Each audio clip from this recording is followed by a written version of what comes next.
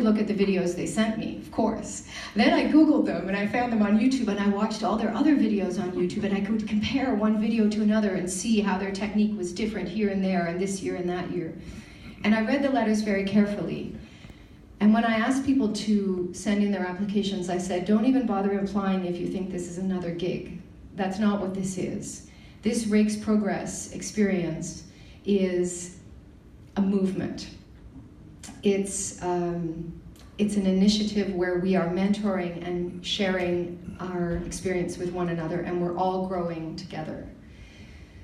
Out of the 350 applications, I chose 125 singers to hear live. I would stay an extra day or two in the different cities where I was conducting or singing. I enlisted the conservatories to give me space to hold auditions. I hired pianists.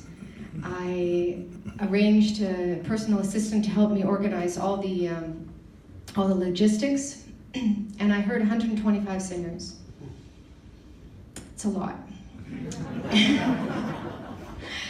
And I wanted the audition experience to be very special, and I'll talk more about that after you hear some of the singers here today. But for me, I have had the good fortune of being mentored by some amazing musicians. Some you know, like Boulez and Simon Rattle, Reinbert DeLeo.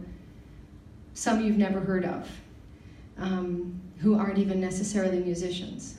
And I'm learning every day from the things they taught me today and the things they taught me 10 years ago and 20 years ago and 30 years ago. I know the value of mentorship, and I know the value of generosity. And I come from this tiny little village of Waverley, Nova Scotia, which has a very strong sense of community. And I left my village when I was 17. I moved to Toronto. That's when I first heard Boulez perform with the Ensemble Intercontemporain. I never once imagined I'd ever sing with him.